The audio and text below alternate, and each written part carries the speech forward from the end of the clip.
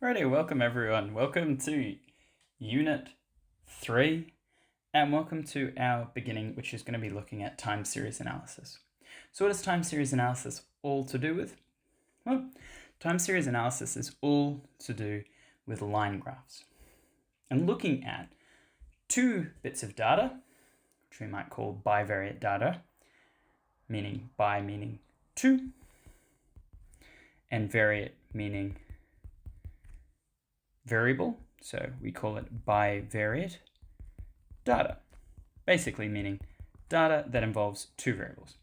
So you could imagine that you might measure how tall people are and maybe how heavy they are. And so we could maybe say that taller people might be a little bit heavier, but maybe not always. Or maybe we could think of other things. Maybe we could say the size of an engine might make a faster car. Well, it might not always be true. A truck might not go faster than maybe a smaller racing car, yet we can still see that you're measuring two different things. So in bivariate data, we're looking at two things. The difference between bivariate data and what we're going to be looking at is that one of the variables is always going to be time. And that's what makes it time series, is that we're always going to be interested in looking at two variables, one of which is going to be time. So let's have a look at this, and we're going to be using line graphs. Line graphs are really the way we look at these sorts of trends over time. So the table of the Toyota Corolla sales in Australia from 2015 to 2019 uses a suitable scale and construct a graph of time series data. So what it says when it's saying suitable scale is just meaning, on your x-axis, don't start at 0 and count all the way up to 2015. That would be an unsuitable scale. There's no reason. Nothing happens from here to here. So why would I use all of my graph spacing on that? Similarly, on my y-axis, if I start at 0, well, by the time I get up to 30,000, I've got all of this dead space, which doesn't make any sense, right? Because all of my y variables are that. So let's actually have a talk about that. You'll notice I immediately wanted to put time as my vertical or my horizontal axis, and I wanted to put cars sold as my vertical axis. Well, why is that? Well, it's because in my mind, and I'm hoping I convince you too, that the time, the years, is what affects the cars sold. So I guess one way we can say this is that the car sold responds to the change in the year. Or another way is that we could say the year explains the number of cars sold.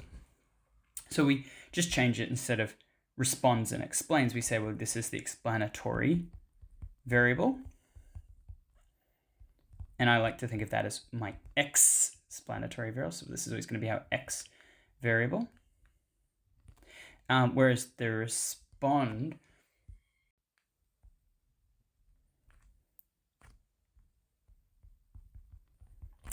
explanatory without an I. Explanatory variable and the responsive variable, which would be our y variable.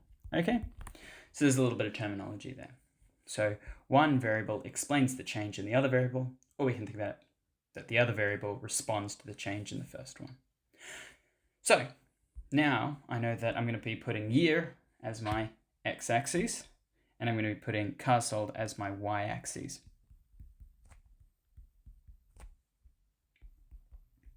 Always a good thing to put in your titles as you think about it. So on my x-axis, I need to start at 2015, 2016, 2017, 2018, 2019.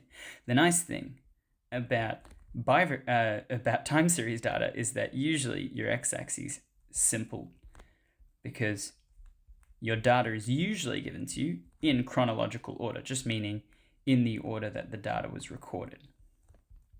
Usually makes it easy to write down. On the other hand, the y-axis is never that simple. We're definitely going to be putting one of these little jaggies in, and we're going to be having a look. So what's the smallest number? Well, the smallest number is 36,000, largest number is 43,000. So we want to start at, say, 35,000. And we need to get up to about 44,000 at the top. Now, I'm not actually penning this in, I'm just having a think about it, and now I just need to think about a suitable axes. So let's say go up in 2000s. So 35, 37, 39, 41, 43, and then that would be 45, which would be perfect. So it's always good to plan out your axes considering all of your data points, not just the first couple, because sometimes you can get a little bit lost otherwise. Alrighty, so let's just go through and plot our points. So the first point is going to be 2015, so here, and it's going to be 39,000 high and 13. So it's about there. That's my first point. Second point, 2016, 41,600. So it's a little bit higher up. Next point, 2017, 36,000. It's going to be in between the 35 and the 37. Next point, 2018, 38. Let's round that up to 800, 38, 800. So it's going to be pretty close to 3,900, but not quite. And lucky last, 2019, 43,500. So it's going to be about up here and along the 19. Now at this point, what we've drawn is a scatter plot. But for time series data, we always do a line graph. How do we do that? Well, we do a line dot to dot. So we connect each point to its next point in chronological order. So, going from one to the next. Now, there's a few things we can look at. Now, there's a few different ways we can sort of see this. Before we finish, let's do our title. Always forget title, units, and be careful of whether it's points or lines. So in this case, it's a line graph, so we need to include those lines. Alrighty, so let's have a look at the trend. So let's have a talk about some of the different trends we could have. Alrighty, so let's have a talk about different trends we can have. So I've just drawn up 4 examples. Now, you're going to see a lot of different sort of line graphs. So these are just one type. These are not the only type. So the first thing we can have is long-term positive, also known as increasing. Basically, it's not increasing every single time, right? You can see that it's kind of going up in bumps and waves, but overall, it is heading positive. Well, then you could imagine what this one is. Well, it's long-term negative. Just meaning that it is decreasing. It's going down.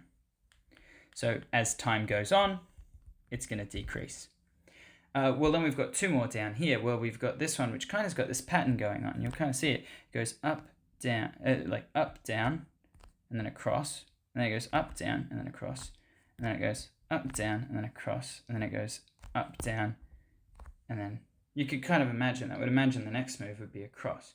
So it's kind of got this pattern. Now, it's not exactly the same, but you can kind of see there's a little bit of a pattern in there. And we call that sort of pattern cyclical or seasonal. And basically the difference between cyclical or seasonal is they both have these repeating pattern. Doesn't have to be up, down, across. It could be any sort of pattern, but any sort of repeating pattern. Difference between cyclical and seasonal, we're going to come in a little bit later. And the last one is, what do we say? Well, what if there's no positive trend or negative trend or really any sort of patterns at all? We can call that irregular fluctuations, just meaning that it's changing rapidly. Alrighty, so these are the 4 different types of trends we've got. Now we can look back at our graph and kind of have a think about it. Well, some of you might be saying, it's a bit of an irregular, there's no real pattern. It's a bit hard to say, but I definitely seem to think that there's a little bit of an increasing pattern with sort of 2 blips in the middle of it. But even if you look just from these 3 lines, that you still get this increasing pattern regardless. So it does appear to be increasing in some sort of way. So I would say that this one would be a long-term, meaning that, there can be dips on the way, but it is long-term increasing or long-term positive in terms of its trend. Alrighty, so that is how you plot a time series graph, and that is how you can read the trend of it as well. And there's a little bit of stuff in there to do with explanatory variables, response variables, and stuff like that. Alrighty, I'll see you in the next one. Goodbye.